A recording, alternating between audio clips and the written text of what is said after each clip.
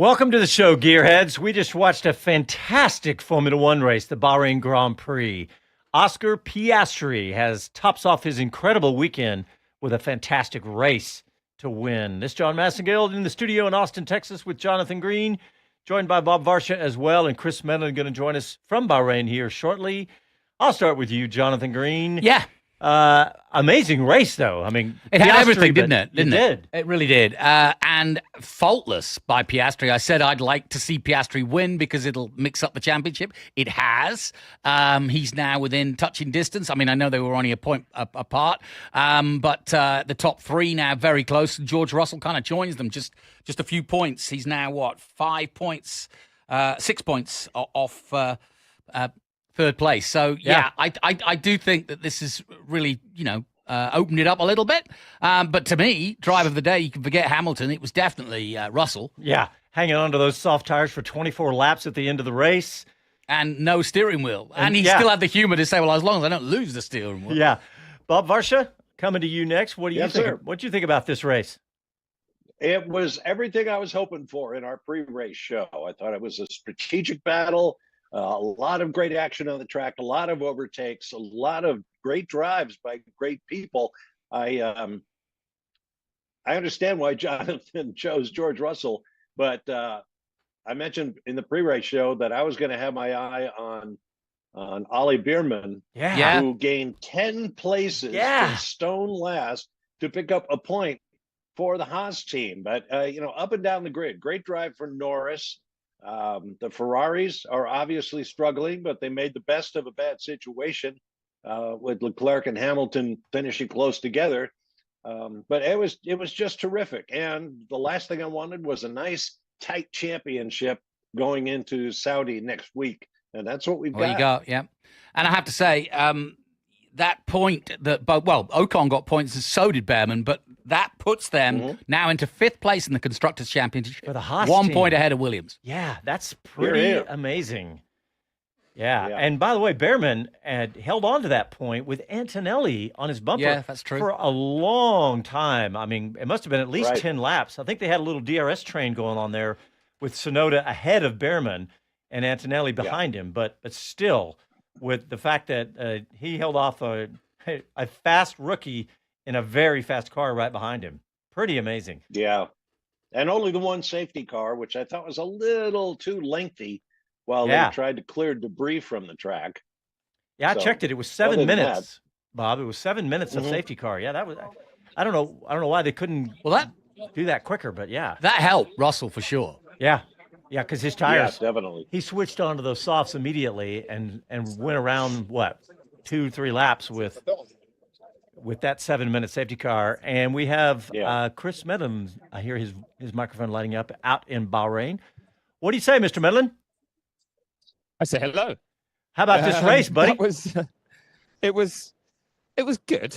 I was asked midway in the media center, halfway through that, when we had the safety car period that you guys were just talking about, what's that done for it? Has that ruined it? Has that killed the race? Is it good for it? And I was like, to be honest, it's one of those that we're only going to be able to judge at the end. But even then, it's a big unknown because the race was bubbling along nicely in terms of strategies. And it was still seeing plenty of overtaking and action. But there was more to play out that, as we've seen in Suzuka, for example, and China even, doesn't always actually create any drama come the end. It sometimes is a bit of status quo. So I wasn't certain we were going to get necessarily a dramatic finish, but it would have been interesting enough as it was. I still think it was a good one. I'm slightly concerned that we're going to see a post-race penalty for George Russell for this DRS issue, which no one likes to see late investigations. And also, I think he deserved P2 because he was fighting a problem the whole way through and then did hold off Norris on much older and worn soft tyres. So I thought that was a really good drive from Russell, actually. But I also do say that I think I called that podium right. See, it's we were hoping you forget. Hey, Chris, what was going on with the DRS? Because it wasn't just Russell. There was a Lando Norris radio message too, wasn't there?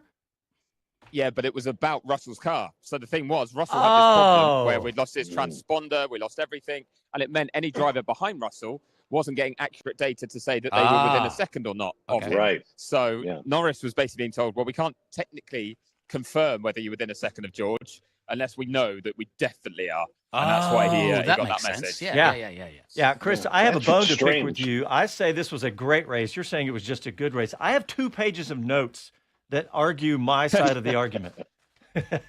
Oh, I've got very high expectations. It was a good race. Dare I say it? I just think maybe Melbourne was a great race. The chaos we got there, and I just will admit, we've been spoiled sometimes. Actually, I've got to not get too carried away with it. But not having a fight for the win, I think sometimes limits a good race from becoming a great one. Yeah. And you called it, Jonathan. You said with about 10 laps up. You said we'd have a really good last 5 laps. Yeah. And if we had, yes, well, but maybe that was based on the fact that we had 3 different sets of tires at the front. Yeah, and three fast cars. Yeah, so but you got to hand it to Oscar Piastri for a really almost flawless weekend. Yeah, and is he not just maturing outstandingly in front of us? He is very young, but my word, he has, as his team manager said, there's no noise in Piastri's head. I love that. That was a very interesting statement. Yeah. Yeah, it's remarkable how every driver has his day. When he's in the car, he's been driving it race after race after race, goes through the weekend practice, everything, and on Sunday he just can't be touched. We've seen it a lot with a guy like Verstappen, but here's a case where Oscar Piastri just was, as George said, he was off into a race of his own. And that's really kind of remarkable. It's fun to see every now and then. Mm-hmm. Yeah, look, we've got to remember how young Piastri is and inexperienced he is in some ways. 22. Chandok tried to give him 50. Yeah, Chandok tried to give him 50 Grand Prix victories, didn't he, in the post-race interview? But he meant 50 Grand Prix starts. Right. Sounds like a big number. It's a nice milestone, but that's 2 seasons. He's at the start of his 3rd season, and he's doing stuff like that. He learned a lot in his first year with McLaren, clearly. Then he got a contending car for last season, at least for some of it. And I think we saw the progression, but the learning curve. And one weakness clearly was qualifying, because that sets up the race so much. And boy, did he resolve that over the winter. And I think the weird thing is people kind of expect it of him. People kind of say he's going to do that. And that's hugely complimentary, presumptuous, I guess, because these are elite drivers. Yeah, but exactly that too. It's the faith people have that his learning curve is continuing, and he's delivering on it as well. And you just wonder how high his ceiling really is. Yeah. Hey, Jonathan, did Verstappen finish the race? They didn't show his car for the last 20 minutes. Yes, he did. He finished where he started. Yeah. He finished 6th. Did he start 6th or 7th? Oh, no, he started 7th. So, that's what I was thinking. One more spot. 7th.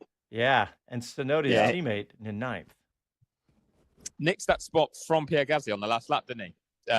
According to the timing screens. So, I've headed down to Alpine, actually, but I can't see Ollie Oakes, who dodged us pre-race. But I'd like to know from his perspective. I'll tell you what, there if we get a chance. Chris, your mate Ayao going to be happy after that interview at the start of the race that you had with him. Yeah, so another reason I came down to Alpine is because it's next door to us, and I thought I would try and grab a word with him. But also, I said to him, "I will see you after the race if you have a good one, and not if you have a bad one." And so you have to. Well, then, he was like, "Well, in that case, then I hope to see you later." And I was like, "Oh, but bittersweet for you. I know you have to do the interview, but at least it means that you got a good result." He's like, "No, it's always fine." But it will mean I'll catch his eye later and be like, "Hey, told you this would happen." Yeah. What do y'all think? Biggest disappointment? Maybe. I mean, well, I was going to say Antonelli, just based on the fact that he lost 6 positions. Carlos Sainz, of course, retiring with a giant hole in his car from Yuki Tsunoda. I mean, to be honest, Tsunoda was as high as 9th, and that's a big disappointment because that could have changed his trajectory with Red Bull. Now he's a forgotten number down in 14th, whereas 9th would have been like, well, he's just 2 places off Verstappen. Yeah, is that where Tsunoda finished? Yeah, 14. Yeah, has he had a penalty for that? Has he? Because I'm showing him. Oh, sorry. Yeah, I'm looking at the overall championship. Yeah. Yeah, so he did get 9. He did get 9. Yeah, he did get 2 points. Yeah. Okay, so that is good. Yeah, but he didn't have a great race, though. I mean, I know that's the best result for the second Red Bull car in since ages. I was with you guys in Austin last year. Wow. Think about that. Yeah. That's very telling. Yeah, and the fact that Tough day he finished. for. Go ahead, Bob. Tough day for the Williams team. And as far as Tsunoda goes, he seemed to be in traffic every time they went to him. So he was really having to race his butt off. And, the result was an occasional false move that got him a penalty, but he was definitely out there trying. I mean, look, Hamilton, driver of the day, right? He did move up 4 spots, and Ferrari finishing 4th and 5th. And where'd you say that put them in the constructors, Jonathan? Here we go, constructors. They're surely 4th now in the. Yeah, they're 4th, 57 points. So they're way ahead of Haas, of course, but they're. There's now a 4-way battle because it drops off to Haas with 20 points. Yeah. So the top 4 are all within reach of an overall championship, although Ferrari have got a lot of work to do. Yeah, Ferrari 57. So Haas are 5th now. Yeah. Yes. By 1 point. Interesting. Yeah. Interesting. Yeah, 1 point ahead of Williams. That's something I put to Ayao over the winter, I seem to remember. One of the interviews I did with him, maybe it's for our first wheel-to-wheel show of the year, actually, John, but I said, given where you were last year, the way you finished last year, how quick you were compared to Aston Martin, is 5th the target? Can you lead the midfield? And he was like, no, we do things step by step. So 6th, because they lost out to Alpine at the end of last year. But he might have to rethink that now. Yeah. In fact, should we try and find out from him? Shall we ask him? I warned you, Ayao, that I was going to come back here if you had a good day. See you after the race. That was a good race. I was hoping I'd see you after the race. That was one hell of a race, that was. How did you pull that off? Because I will admit that there wasn't a huge amount of drama in terms of, cars dropping out of the race or having huge problems, and you just seem to take advantage of every opportunity. Yeah, honestly, today, I'm almost speechless. So happy because we've done everything right.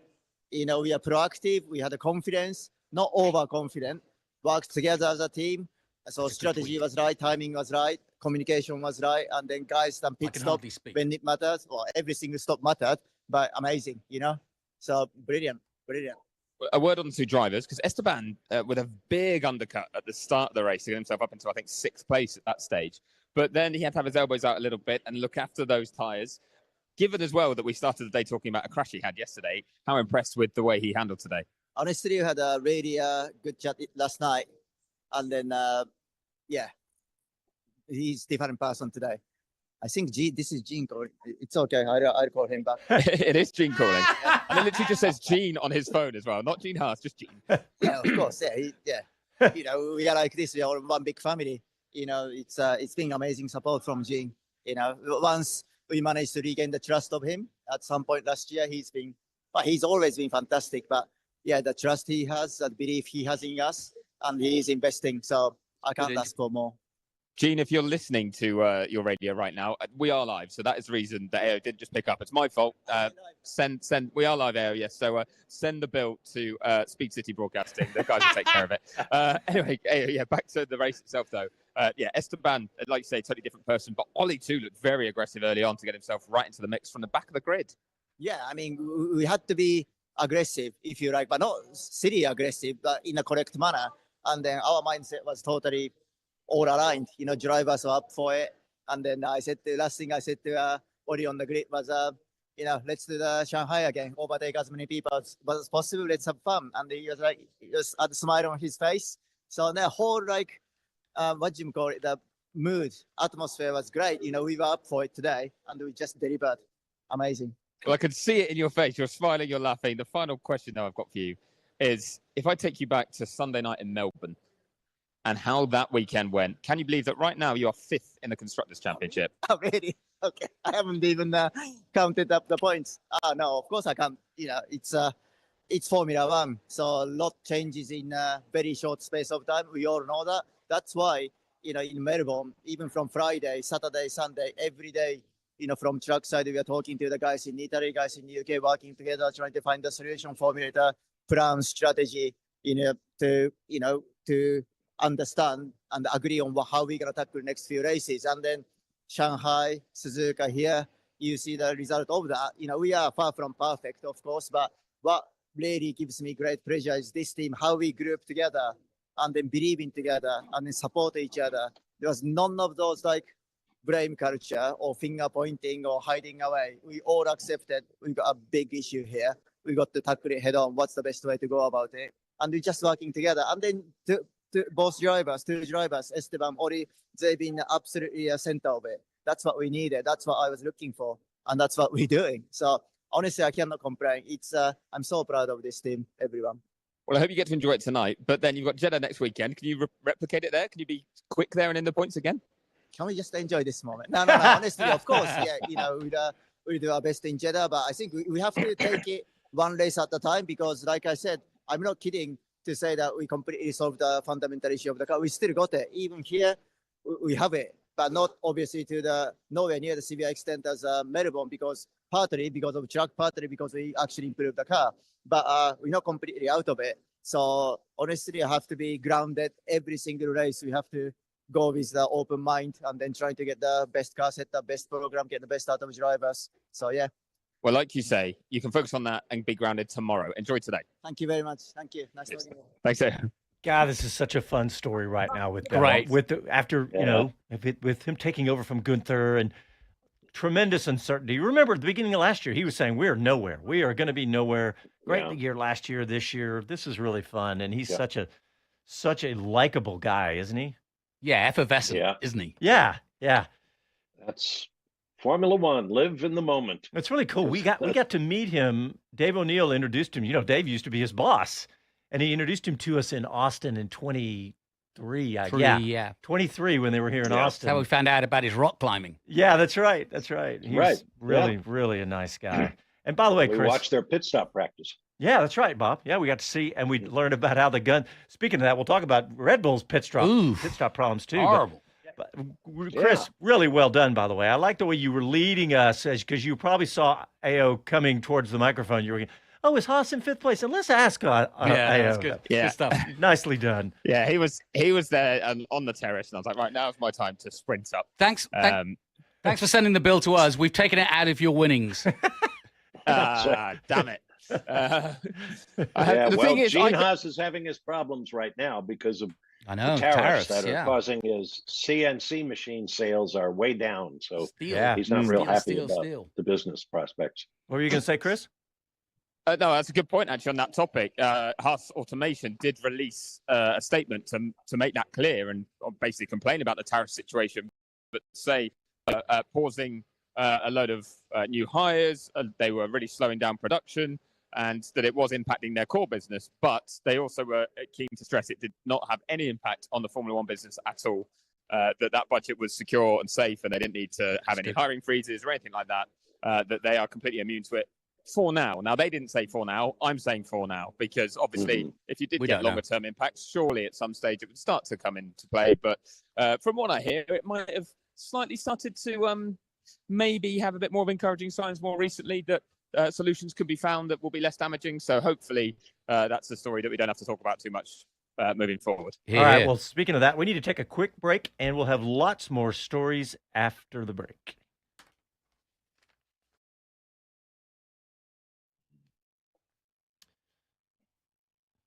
Okay, YouTubers, what's happening over here? TW's here. He's very exciting from second on back. DRS issues for George, track limits for a lot of them. Love it.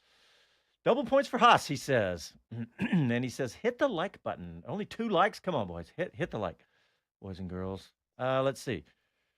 Carlos, a little bit of a wrecking ball, he says. Kevin Kelly says, John, I hope you took your notes. Yes, KK, not 2 full pages, but I had to go to a second page. And the water that I spilled on them is dried up, so I think I can read them now. Let's see what else. Let's see. Andy P says, lots of factors responding to W. Says, George's transponder was malfunctioning. Did he lift like he said he did? Because of the timing. That is really, really unusual. I don't think I've ever heard, especially the message from Red Bull saying that they're having to be wary of the car that's having DRS issues. No, McLaren. I mean, sorry, McLaren said that. That's right. Yeah. It makes sense though now. Yeah, totally. Well, yeah, and it's doubly weird. I've never seen a problem like that transponder issue. And then you go back to Lando Norris's false start. Yeah, he was pushed. He was too far out of his box. There are sensors in the ground at each grid's position that tell you immediately whether the driver is in position to go or not. So somebody must have known that Lando was out of position and was going to create a false start. So that's another, all this goes back. I keep thinking about the FIA and the stewards of the race and the technology and everything that's put in place. And who the heck is watching the store now? Who's watching all the lights and buttons and so on? Because this kind of thing shouldn't be happening. All right, coming back.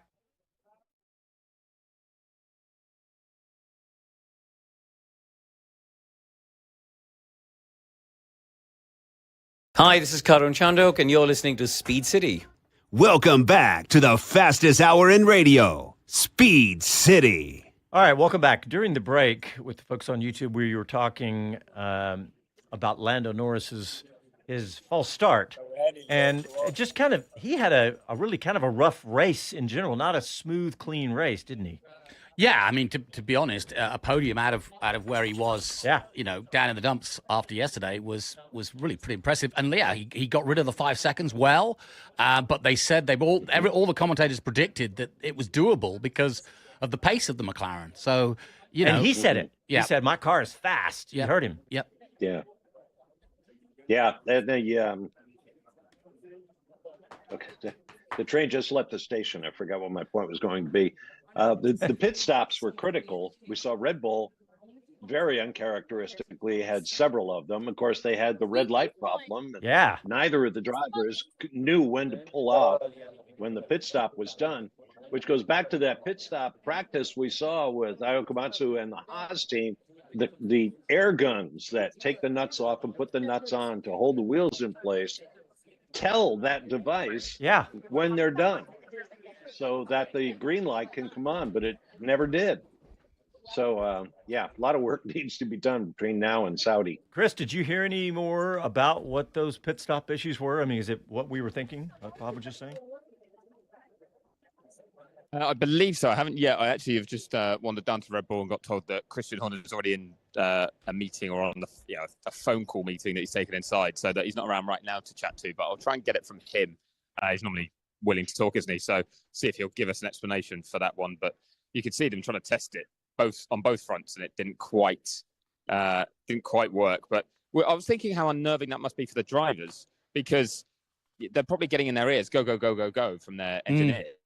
Saying, you're clear to go, but they're seeing a light that's telling them not to, and a warning light. I think that's what the orange flash is. Not only is red saying hold, I think orange flashing is to say car approaching. And rather than, it could well be the other way around. It could be that the orange flash is to say that not everything is done on the car yet.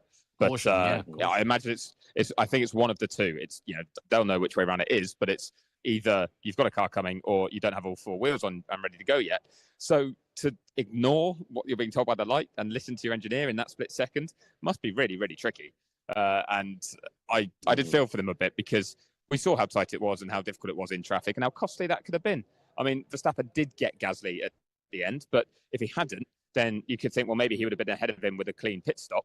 And similarly, the same with Yuki Tsunoda, caught in all that traffic. So, it's not. They're not insignificant issues when you get issues like that.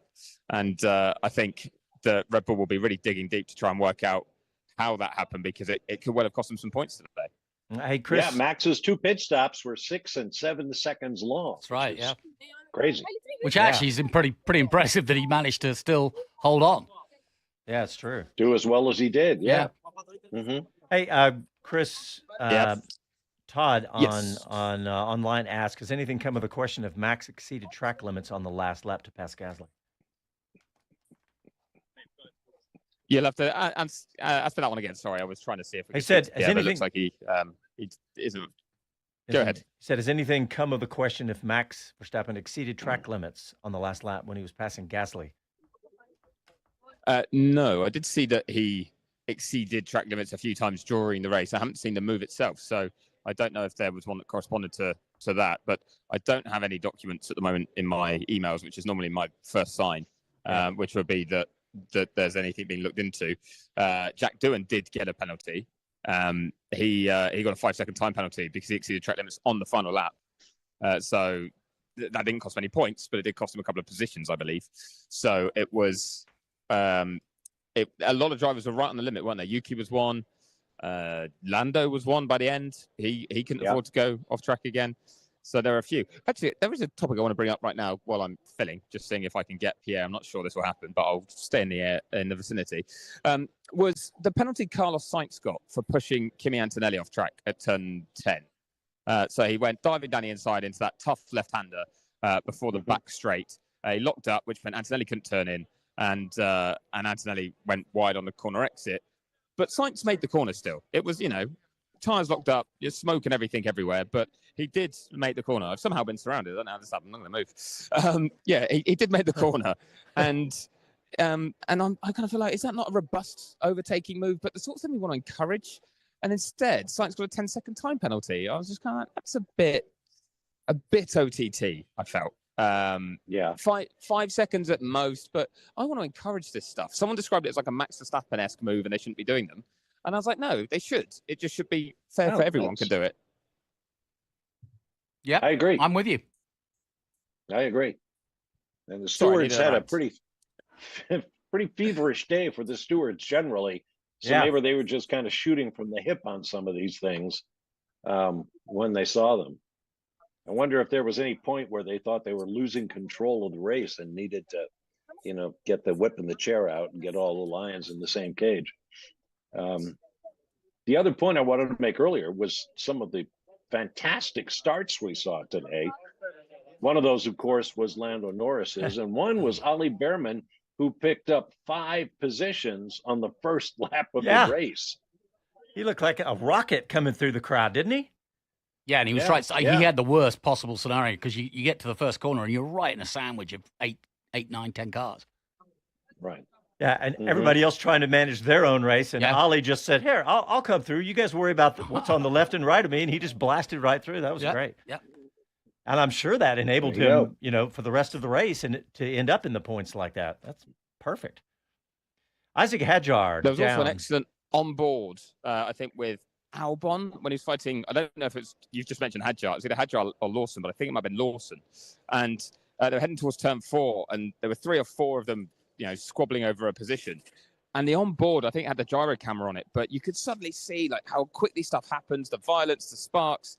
Oh, it was a really good shot to show how quickly they have to make decisions. Yeah. But these drivers, we get used to it so smooth, but they are on the limit of adhesion, both in terms of cornering speeds, but braking points and braking force, inches away from each other.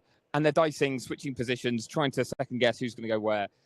Sometimes, we saw a few incidents, a few bits of carbon flying at different times, but generally, it was really impressive how close drivers were fighting and keeping it pretty clean. Yeah, Norris's move on Leclerc was picture perfect. It was in the end, wasn't it? The first attempt wasn't so much. I don't quite get the weird lock up into turn 1 that went really wide. I mean, Leclerc, I think, timed his defense brilliantly, but Lando, it seems, was going to be sailing straight on regardless. Yeah. He kind of fell asleep. You were talking about the last 5 laps, Jonathan, and we did get a nice little battle between Norris and Leclerc those last 5 laps. Oh yeah, definitely. I mean, there was some nice little pockets throughout the race of different stories. It was really good in that respect. I mean, it was a definite purist race weekend. But not a great race for Liam Lawson. No. Did he have 2 10-second time penalties? I'm not sure it was 2, but he definitely had 1. But, correct. Yes, and he got a late one. He got a late one. He got one for hitting Stroll and one for hitting Hulkenberg. Okay, I thought he had right. 2. See, these notes are paying off. They are. Well, it's just there's too much on here. I can't even look at it all. And that's why I have a book. Yeah. You should have taken them in school. Yeah, now look at you. Hey, wait a minute. Aren't the pot calling the kettle black here? I didn't go to school. Well, if you did a lot of big lecture classes and your experience was like mine, you look back on your notes and suddenly you see your pen thing just kind of wandering down the side of the page as you dozed off during the lecture. Yeah. I thought it was fascinating the Russell's 9 laps on the first time on the soft. No, it wasn't Russell's, but typically 9 or 10 laps on the softs at the front of the race. And at the end of the race, Russell got 24 laps out of it, out of the tire. And with the 7-minute stop. With a 7-minute stop, but that was only for a couple of those. But But the point is, heavy fuel loads, higher temps. What else? Low, So cooler. Yeah. Well, that's what I'm saying. Cooler Wind. at the end, lower fuel load at the end. But it makes a dramatic difference, double the tire life. So I think when you, I'm not sure what his first stint was, but by the time we actually restarted, because you say he pitted in under the safety car, so they've taken no life out of it then. There were 22 racing laps to go when we went green again. So he had to get it 22, and I think Piastri was 14 on the first stint. But as you say, the big one that I think people underestimate is the fuel load. It's so much weight has come off. Like probably by that point, 60 kilos of fuel, something like that. But essentially, you've taken a human being out of the car. Yeah. You do that, and you are stressing the tire much less through corners, and that really does help because obviously that's incremental each lap. So that's a big factor as well. Plus, rubber going down onto the track, giving you a bit more grip each time. Yeah. So the more laps that are completed, the more grip you get from the surface and your tires too. So it's why you do see them sometimes risk that and go for strange one-stops, which I feel like that was what Charles Leclerc was after, rather than his airline ticket when he wanted to go to Delta, didn't he? Plan rather than stick on Bravo as it was, and I think I reckon that was a rogue one-stop. Oh, okay. That's the second best joke of the day. I'm going to give Bob the first one for the horse face in his grid discussion. Face as long as Seabiscuit. That's what it was. Yes. What was going on? We talked about all Russell's trouble, but he was complaining about the gear shift, the gearbox. I think it was to do. I think the whole thing was to do with the electronics of the steering wheel, so they couldn't. Maybe the paddles weren't functioning properly. But I'd say that was most likely. I just saw Toto Wolff going for his media session. I sadly couldn't grab him, but I would like to know from his point of view. But when they said if your dash goes dark, just keep driving normally. I mean, I don't know how you keep driving normally with the amount of info you have on those dashes, and that you probably do want as well. As I'm going to just see if I can very quickly. It's good news, Ollie Oakes. You did stand me up earlier. Thank you very much, Ollie. I've got the team principal of Alpine here. And Ollie, you're finally on the board. And that must be a bit of a relief because this car's been plenty good enough to score some points, hasn't it, this year? Yeah, it has. I mean, look, Australia was a bit upsetting to walk away empty-handed. China obviously was a bit difficult. And then Japan, we felt quite quick there, but it was hard. It was a bit of a procession. So today, it's just nice to be back racing normally. Obviously, it's a track where I think it suits us a little bit as well. So I think you can just see in that midfield, it's just going to ebb and flow throughout the season. Yeah. But in that sense, then, how proud are you to take advantage of a track that suits you? I mean, Pierre doing a great job in qualifying. And I know Max got past him right at the end of that race, but that's a Red Bull that I imagine in your head you probably weren't thinking you were going to be racing at the start of the season. Yeah, I mean, look, I think it's nice because it is a genuine on-pace P7. It's a race where, everyone was racing properly. There wasn't high attrition. So I think, that definitely gives us confidence. I think, what's sort of tricky, isn't it? On a day like today, you're sort of upset a bit going, I wish we could hang on to P6 there. But, 7th is good. Pierre mixed it up the whole race. And I think little things during the race, that safety car was kind of a bit annoying for us because we had a little bit more of a buffer that could have helped us stay out of those clutches. By the same token, Pierre was just doing a mega job as well. Well, speaking of Pierre, how impressed have you been with him this year so far? He's obviously having to assume the role of team leader this year alongside a rookie. Yeah, I mean, look, end of last year when I arrived in the team, in fact, both drivers were already, pushing quite hard. And I think Pierre, what you see with him is what you get. He's massively hungry.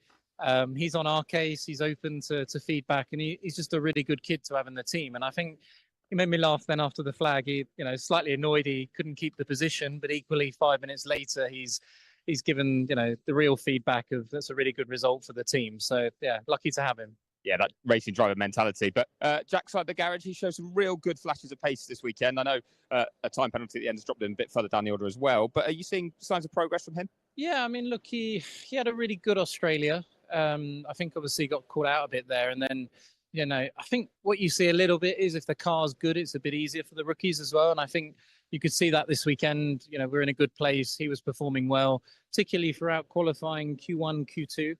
I think he was slightly annoyed last run in Q2 that he didn't quite put it together when it mattered. But I think he's done a really good job. I think in that race, it wasn't easy. That sort of first, second stint, he was there doing a good job. And it was just at the very end there, he sort of got caught together after that restart. and it's not easy, is it, as a rookie? Everyone's fighting really close together, and I actually really felt sorry for him then, because I think he's had a really good weekend despite the sort of last part. Yeah, he was running as the top rookie for most of that race as well, but didn't quite get the result. On to Jeddah already. I'm not letting you bask in the glory of points. I'm going straight on to the next race. But you said this track suits you.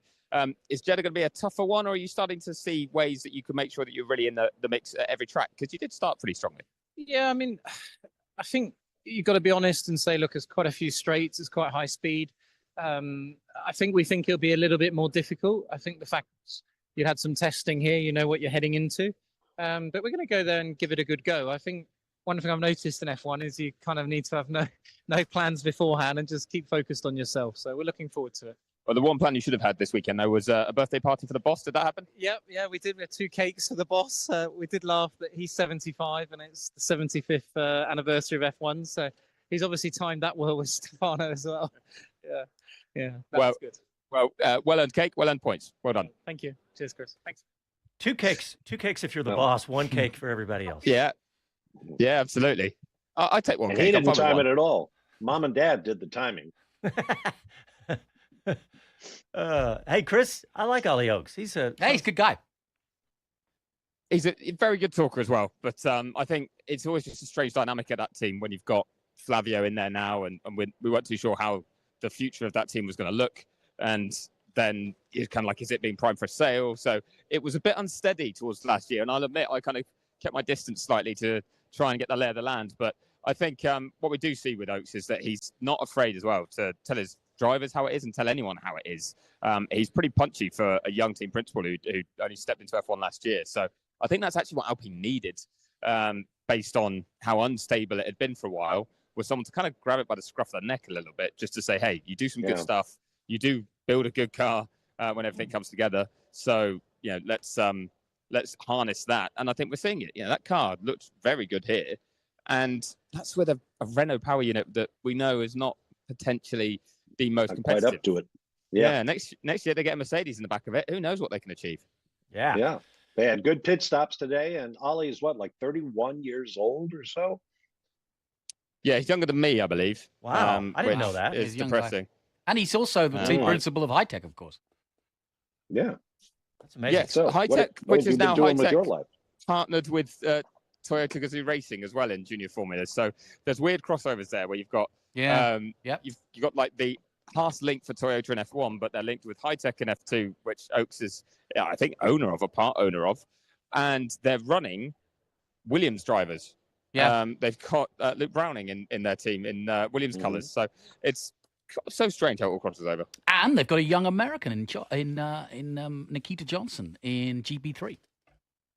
GP3? They have indeed. Yep. GB3. GB3, excuse me. GB. Yeah. All right. I'm just going to caveat something, actually. I feel better now. He's a year older than me, Ollie Oaks, so I've still got a year to rise to Yeah, to catch him in his life path of success. All right, we're going to take a quick break and more with Bahrain Grand Prix right after this.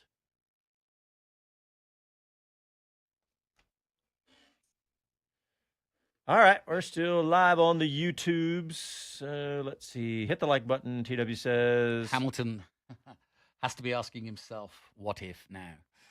Who said that? That was our man in Thailand. Yes. Yeah, for sure. We're getting there. I'm not saying that yet, but he's got to be thinking it. Andy P says he thinks the virtual safety car. Actually, it wasn't a virtual safety car. It was a real safety car. It was a real one. It was a real live car. Yeah. He said that was the right call. Actual automobile. It just seemed like it was really long, though. I don't know that it was why it was so long. Chris, did you see what was going on? I mean, it seemed like they just go out there and clean up the debris. Was it more than one spot of the track? Is that what it was?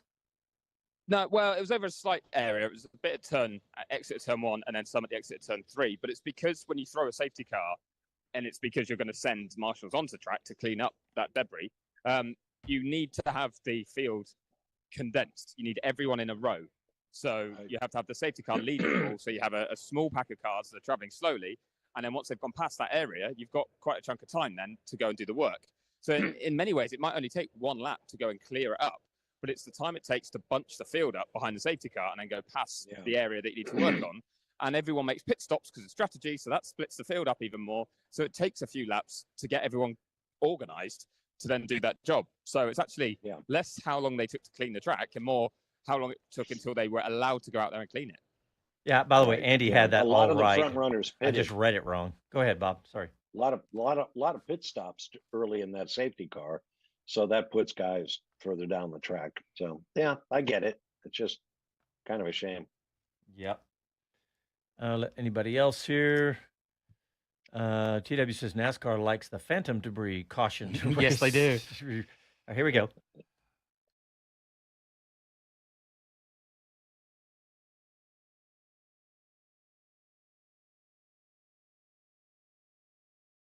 I'm George Russell, and you're listening to Speed City. Welcome back to the fastest hour in radio, Speed City. There's a growing expense eating into your company's profits. It's your cloud computing bill. You may have gotten a deal to start, but now the spend is sky high and increasingly every year. What if you could cut your cloud bill in half and improve performance at the same time? Well, if you act by May 31st, Oracle Cloud Infrastructure can help you do just that. OCI is the next generation cloud design for every workload, where you can run any application, including any AI projects, faster and more securely for less. In fact, Oracle has a special promotion where you can cut your cloud bill in half when you switch to OCI. The savings are real. On average, OCI costs 50% less for compute, 70% less for storage, and 80% less for networking. Join Modal, Skydance Animation, and today's innovative AI tech companies who upgraded to OCI and saved. Offer only for new customers, U.S. customers with a minimum financial commitment. See if you can qualify for half at oracle.com/formula. That's oracle.com/formula. Thank you, Murphy, for the help during that live read. Jonathan's Dougie in the studio. He's I think he's going to say something. He's going to get up on the microphone. He's got something to say, which is can we go now? I loved seeing the shots of Hannah Schmitz, the Red Bull strategist, is that right? Yes, Red Bull. Yeah, Red Bull chief strategist. I love that because Jonathan's taking photos with all his the dog guys on the do. air. Well, yeah, she's nice looking, but I don't mean anything that. I'm just saying that it's just great because they want to show anybody, young girls, young boys, whatever, you can be whatever you want in this world, and in this world, by the world of Formula One, you know, And Ocon, clearly dominated by males. But Ocon getting the first ever female chief. Laura Mueller. Yeah, Mm-hmm. That was great. And when one of the cars, that's been earlier in the weekend, you know, the team comes out, put the car up on the dollies and shove it back in the garage. I counted 2 women in that pit crew, which is kind of hard to do because they have helmets and all that kind of stuff on. But yeah, the women are getting out there and working their way up the ladder on the technical side, or, you know, on the hospitality side, and hopefully someday on the driver's side. Chris, I want to ask. Oh, Chris has jumped off to get an interview, I bet. But Jonathan, I'll ask you the same question. What's going on at Red Bull with the pit stops? Because they've been the masters, right? They've been the masters. We had the issues, right?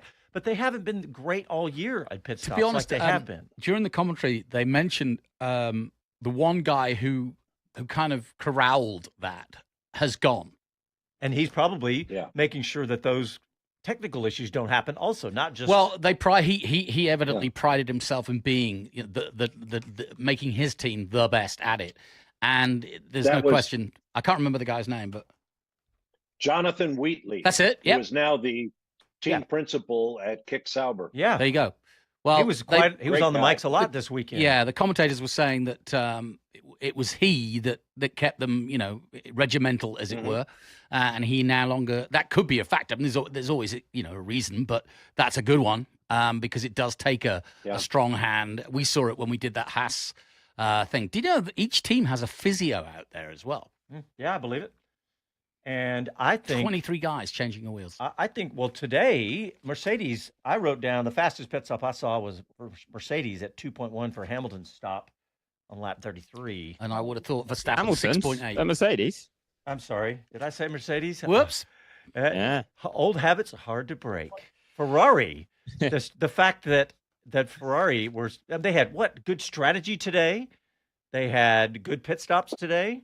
What else, Grinny? You were talking about them. Yeah, Ferrari. I'm just worried if Hamilton's getting buyer's remorse. It's not looking good for them at the moment. Certainly for Lewis. Well, you know what, Chris? Why don't you help Jonathan answer that question? Well, so I can help answer the Hamilton question. I will admit, I did not put that to Fred Vasseur because I could see his mood, shall we say. And sometimes you just realise there's certain topics he doesn't want to touch on yet. But also, the scrutiny of Ferrari and Lewis Hamilton means those are the questions that get asked a lot very quickly. I don't think there's going to be any buyer's remorse at all. I think that Lewis didn't feel loved at Mercedes anymore with the contract he had. But also, it just wasn't clicking in this era. And in that sense, I didn't expect it to click brilliantly, even at Ferrari in this era, because he's just never really quite got on with these cars that well. And the fact that he won that sprint race in Shanghai actually was a big surprise to me. I was like, wow, he can unlock something. And don't forget, Mercedes haven't won anything yet, so he's got a trophy more in that sense with that win. But also, I think the focus most likely for him is going to be next year. Not that Ferrari are writing this year off, but even the way they've started, I think as he was betting in and up against Charles Leclerc and just how competitive it has been, but with cars he doesn't get on with, I think he's more suited to new set of regulations. Can he get his head around those a bit better next year? That could be his chance because he's got a guaranteed contract next year, so he'll definitely be there. But there's a lot of stuff that goes around the outside as well at Ferrari that I think he does love. The fact that he may well design his own road car at some point, I think he's going to find incredible. But I will admit, Greeny, on this one, even last weekend, you saw it, that Hamilton he had this huge buzz and spring in his step when he was at the first couple of races and testing, and he looked so energized being at Ferrari. That had gone by Suzuka, and still the case here this weekend. He's clearly now, it's just about the results. That's what he wants, and because he's not getting them, he is not as energized, and he's disappointed that they're not coming. So, that is a bit of a reversion to how he'd been towards the end of his time at Mercedes. Yeah, and to be fair, I mean, I think he drove a great race today.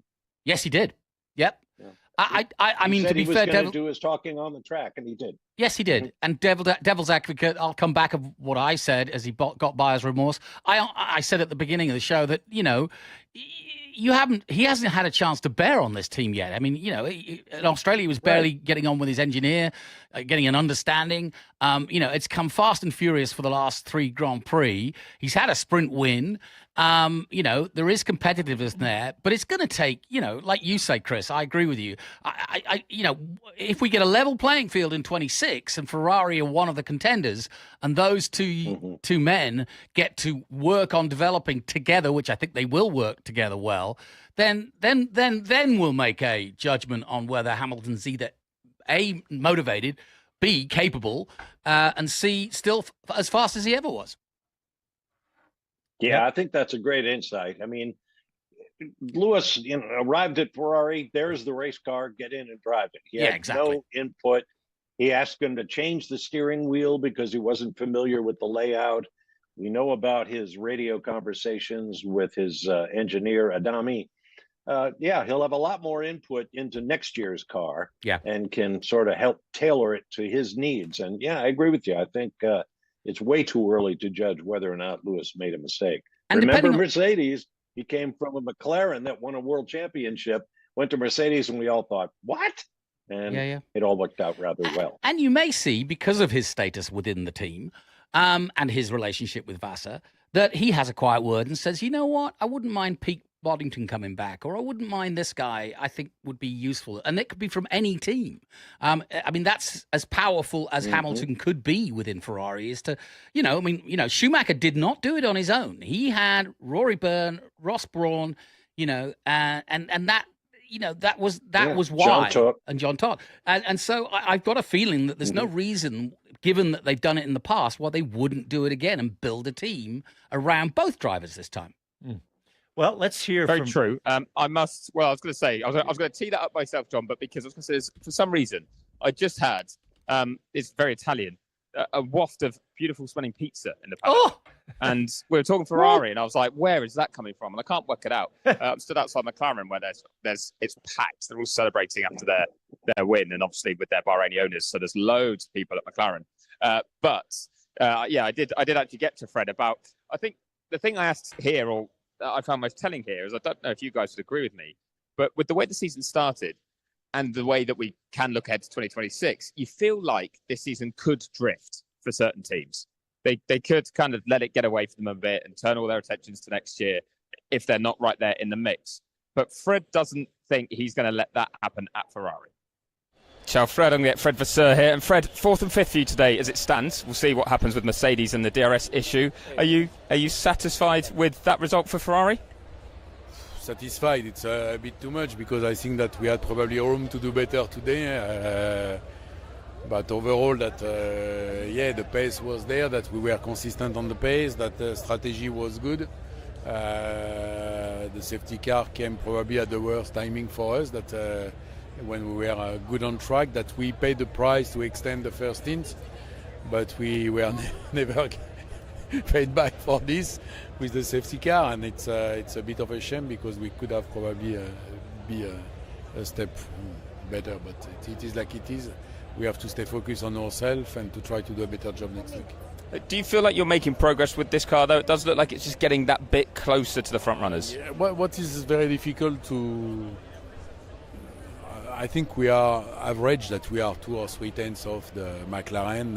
It's true for us. It's probably true for Mercedes and Red Bull.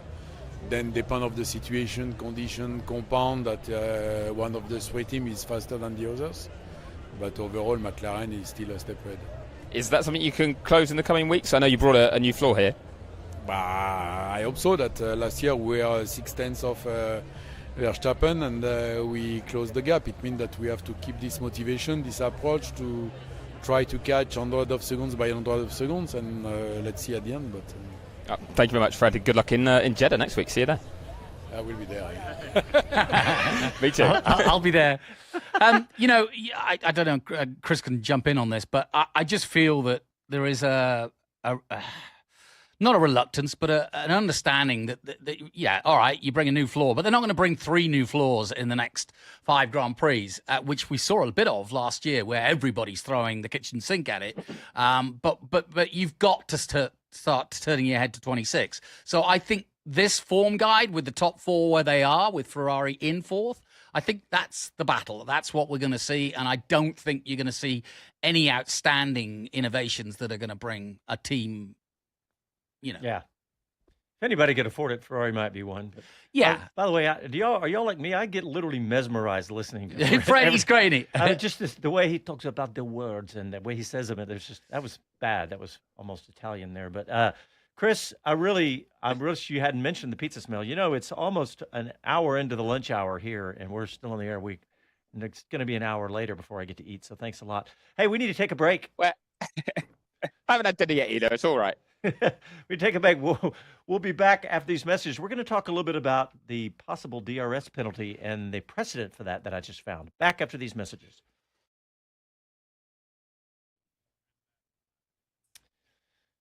All right, YouTubers, are y'all still awake? Jack Woodruff. He says, considering the apartment deficiencies of the current Red Bull, I like the way Max is hanging on. Yeah. Yeah, good point. Yeah. I mean, to be honest, he's having a rotten start to his year, and he's hanging on in there, and is still 3rd in the championship, and very much in touch. So, 8 points, is it? Covers all 3? Yeah. 77 for Lando, 69 for Max in 3rd, Piastri on 74, so he's just 5 behind. Ooh. Yeah. 8 off the lead, which would be, there's 7 points between a win and second. So he's if he picks up a win in Jeddah, he's basically leading the championship, and that's Lando second. Yeah, and you've got to say on the merit of today that Tsunoda will play his part. I think we've seen today that, he hasn't lost his head. He has got the same problems. He's not denying that. But as we heard in the interview, at the beginning of the weekend, he's aware of it, and he is going to give himself time. And I think that's a confidence that we didn't see in Lawson, and I think it's important. What are you laughing at? Sorry, I was looking on Twitter, and they're showing Gunther Steiner trying to wave the checkered flag in Formula E, and he waves it, and he's kind of in a circular motion, and the flag rolls up into a cylinder, a bubble. So it's not. Oh God, yeah. I mean, I was Mr. Ferrari did the same thing. Oh, sorry.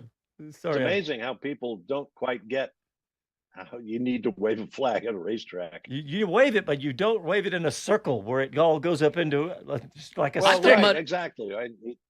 I thought MotoGP had it right when we did the flag impersonation cam, and the best impersonation got to wave the flag. Yeah. Speaking of, okay. You see, here we go. Coming back. Got the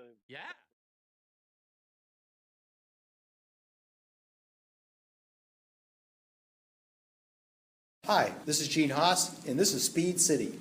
Welcome back to the fastest hour in radio, Speed City. Oracle Cloud Infrastructure can help you cut your cloud bill in half if you act by May 31st. See if you qualify for half off at oracle.com/formula. Hey, Chris, I thought that was fun when you were talking to Ayao Komatsu about, and then Gene popped up on his phone. Oh, it's brilliant. I thought that was great. That was fun. Yeah, it was a funny flip. He said, he had 2 phones in his pocket. In fact, he might have had 3. And he pulled them out when clearly it had started to vibrate or whatever. So he's like, I better check. And he knew it was going to be Gene, but it's when he just flipped it over on the table just to check. And it literally just said Gene. That was all it said on it. I like it. So it's a good job it did. And I imagine. yeah. Well, I wouldn't have said if it was anyone else. I will admit, but wouldn't it be funny if it said Gunther? That would have been something. Oh yeah. 3 phones. And I saw an interesting bit of a rumor the other day involving the Haas team, and that was spinning off the remarks of some top officials at Toyota who now have a technical relationship with the Haas team. And it sounds very much like Toyota would dearly like to get back into Formula One. So whether that has implications, is that for Haas, or would they become a 12th team, which would be cool? I'd hate to see Haas go away if Gene doesn't want to, but that's that was in the rumor mill. Sounds like I think the most likely scenario would be, as the kids these days say, a liquidity event for Gene Haas when Toyota buys them out. And liquidity. I think the last team principal was probably Satoru Nakajima. If I'm right, if he was a team principal, I know he drove, but who ran? But what I'm getting at is it's very rare that you get an actual Japanese team principal who not only can relate to how the Japanese work, but also can go over to the factory and tell it like it is in Japanese, because they don't get that. Honda has had its problems in the past because of a misunderstanding with the Europeans. That happened with McLaren. They've been wanting to do this for years at Haas, but they couldn't understand Gunther. So yeah, just bamboozled by Gunther. What do you think, Chris? I can see it. Yeah, I can see it. It felt very much that technical partnership was going to open up that opportunity, and that there could be. It was more Toyota exploring. Well, could we get into Formula One this way? And they can take a look at the team and look what the team might need.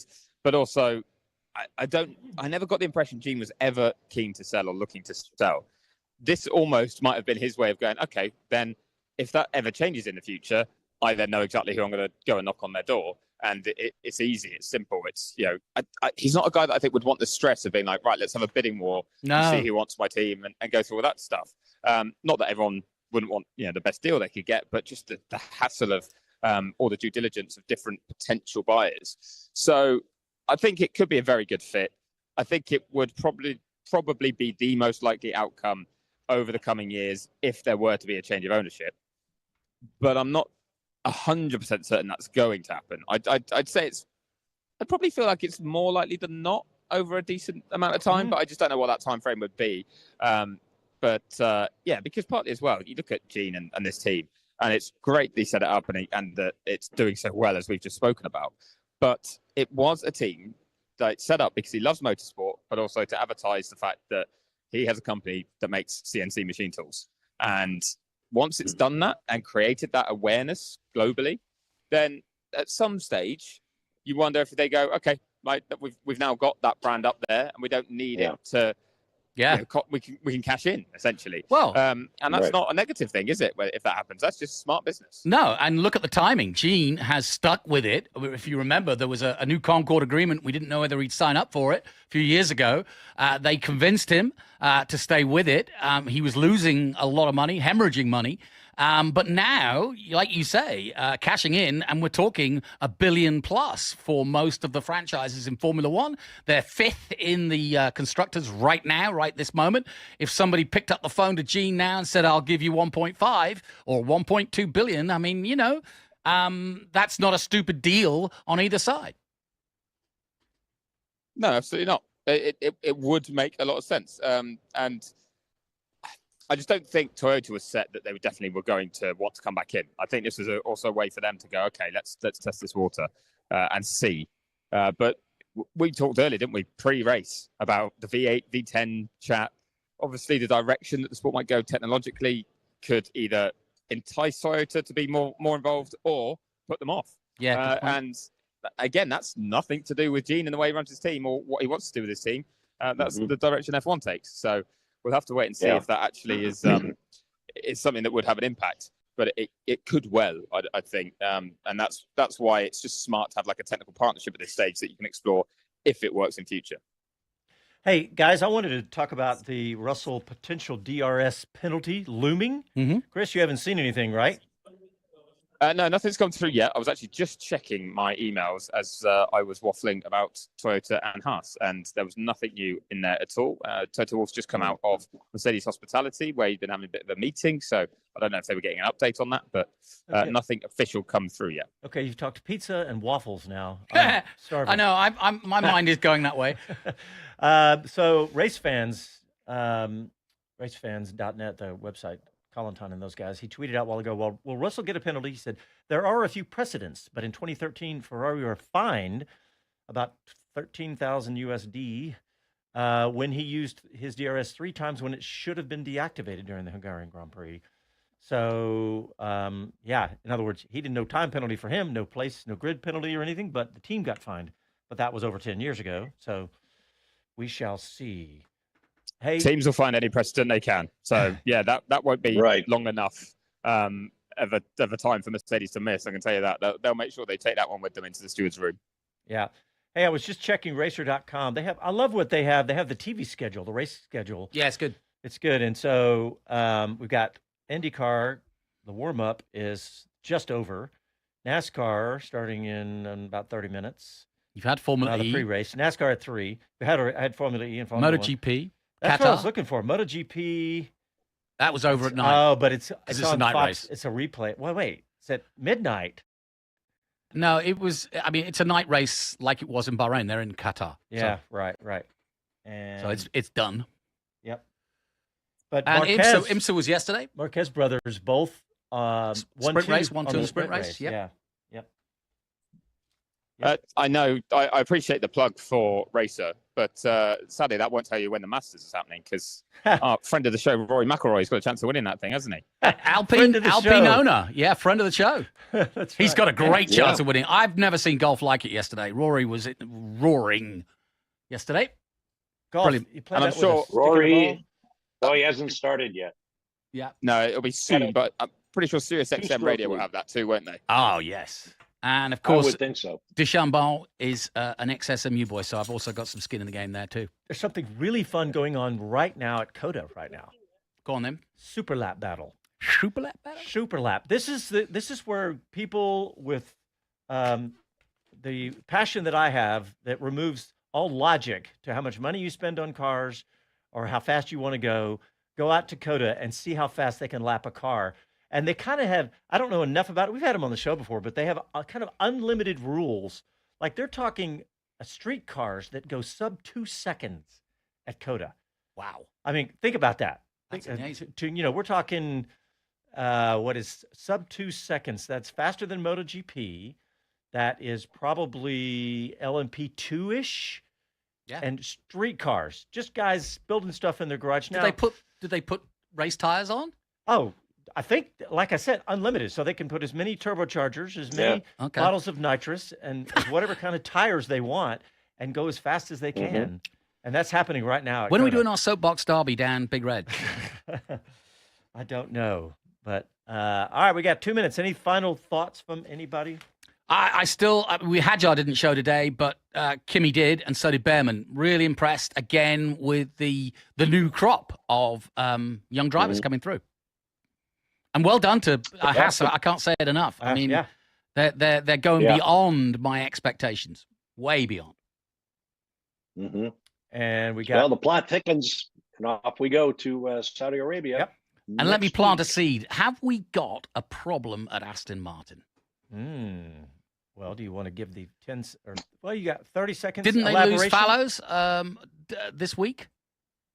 This week? If you're not, he's going to be leaving. Yes. Yes. So they lose him, but he's leaving. They'd already moved him aside from the F1 team, right? Though, so I think that was what shall we call it? A failed experiment that everyone could see coming, in the sense that when they hired Newey, and Fallows had moved out from under Newey's shadow at Red Bull.